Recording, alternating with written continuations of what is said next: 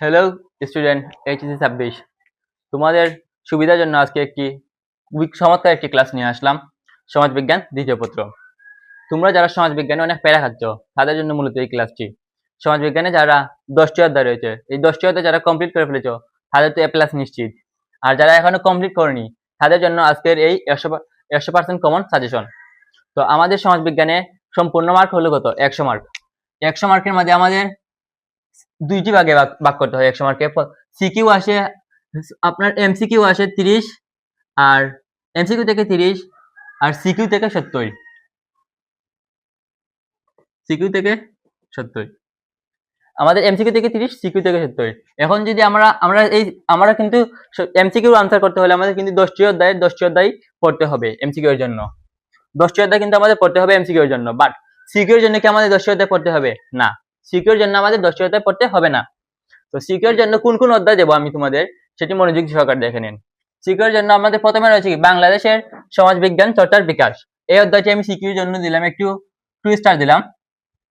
বাংলাদেশের সমাজবিজ্ঞান চর্চার বিকাশ, এখান থেকে আপনার কোয়েকশন আসতে পারে।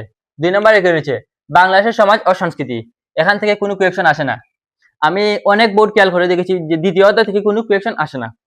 তৃতীয় অধ্যায় কি প্রত্নতত্ত্বের ভিত্তিতে বাংলাদেশের সমাজ ও সভ্যতা, এখান থেকেও আসতে পারে আপনার, এখান থেকেও আসবে আপনার এমসিকিউ চলে আসতে পারে। প্রত্নতত্ত্বের ভিত্তিতে বাংলাদেশের সমাজ ও সভ্যতা, এখান থেকে আপনার এমসিকিউ প্লাস সিকিউ দুটোই আসবে। আর এমসিকিউর জন্য যারা টেনশন করছো তাদের জন্য কোনো চিন্তা নেই।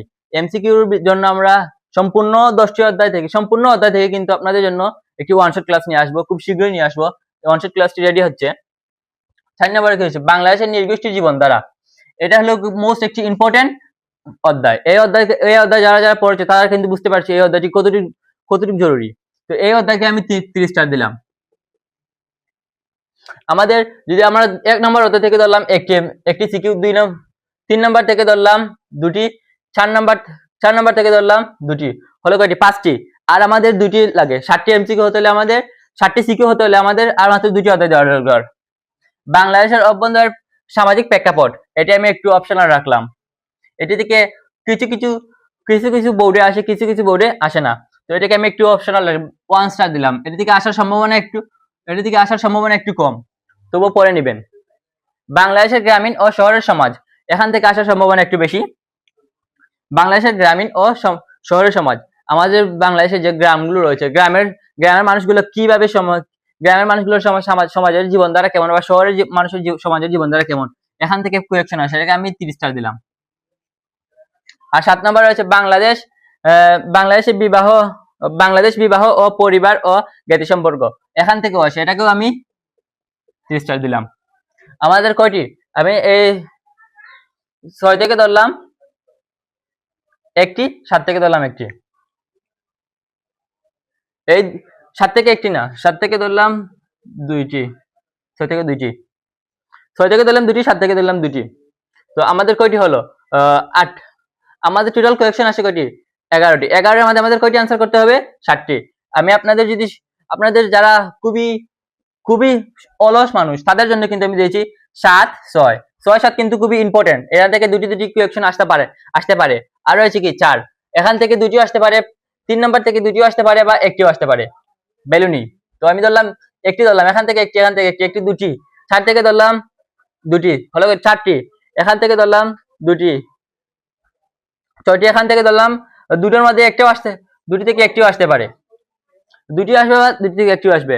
এই হলো 60টি আমাদের। আর আপনাদের আরেকটি অধ্যায় আমি তোমাদের দেব, বাংলাদেশের সামাজিক পরিবর্তন, এখান থেকে আসার কোনো সম্ভাবনা নেই। বাংলাদেশের সামাজিক পরিবর্তন, এখান থেকে কোনো পরিবাহী আসে না। আর 9 নম্বরে কি রয়েছে বাংলাদেশের সামাজিক সমস্যা প্রতিকারের উপায়, এটাকে আমি একটু 2 স্টার দিলাম। এখান থেকে আসার সম্ভাবনা আছে। তো আমি কিন্তু আপনাদের 60টি সিকিউ কোন অধ্যায় থেকে আসে সেগুলো দিয়ে দিলাম। আর এই 9 নম্বর অধ্যায় জন্য দিয়েছি 9 নম্বর অধ্যায় আর 5 নম্বর অধ্যায়, এটি কিন্তু আপনাদের একটু অপশনাল দিয়েছি। এই দুটি অধ্যায় যদি আপনি পড়ে যান, আপনার এই দুটি অধ্যায় থেকে এমসিকিউ কমন আসবে, প্লাস সিকিউ কমন আসতে পারে। হঠাৎ যদি কোনো প্রশ্নে যদি কোনো গোলমাল হয়ে যায়, তাহলে কিন্তু এই 9 নম্বর অধ্যায় থেকে সিকিউ চলে আসতে পারে, 5 নম্বর অধ্যায় থেকে কিন্তু সিকিউ চলে আসতে পারে। আর যারা এমসিকিউ এর জন্য টেনশন করছো, আমি তো আগেই বলেছি এমসিকিউ এর জন্য কিন্তু আমাদের ওয়ান শট ক্লাস রেডি হচ্ছে। তোমরা যারা এমসিকিউ এখনো এমসিকিউ নিয়ে এই আমাদের ওয়ান শট ক্লাসটি দেখলে আপনার এমসিকিউ নিয়ে সম্পূর্ণ চিন্তা দূর হয়ে যাবে। তো বুঝতে পারছো আজকের এই সাজেশনটি।